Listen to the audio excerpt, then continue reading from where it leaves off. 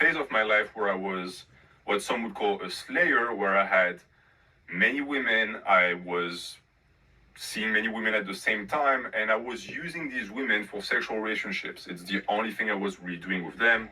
I wasn't dating any of them, but I wasn't putting up firm boundaries. So a lot of them thought that they could eventually secure me if they gave me sex, which never happened, which also damaged the life of these women, which is entirely my fault.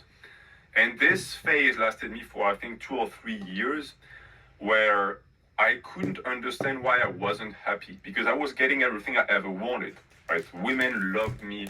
I could have as much sex as I wanted.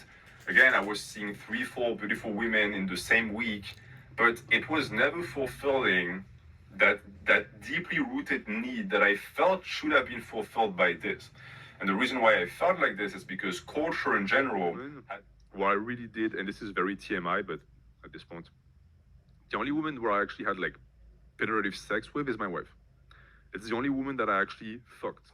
The other women we fooled around, but I never fucked them because to me that was sacred.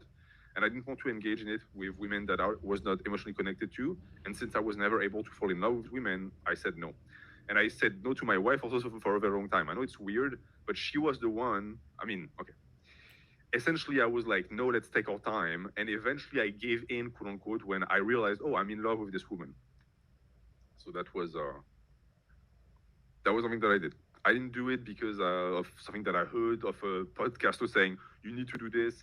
The price before it was actually sold, and it wasn't that expensive. It was like 130K, which is fucking ridiculous.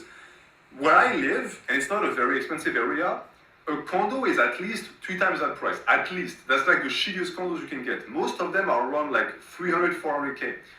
For the condo to be that cheap truly proves that it is nothing, like it's a garbage area to live in. And yet he couldn't even get that, which is, again, interesting because apparently he makes 150K a year, meaning that you make in a year more than the place costs. So you should be able to buy it cash. Again, I'm not special, I'm not like a big baller, I'm only in my 30s, early 30s, but I could buy that place. I almost could buy it cash. I'm at a point where I have enough money saved that I could almost buy it cash, and you can't? What the $70,000, and I didn't have, and still to this day, do not have $75,000. So that's the end of the story. It was pretty good. But to go back to the Frenchie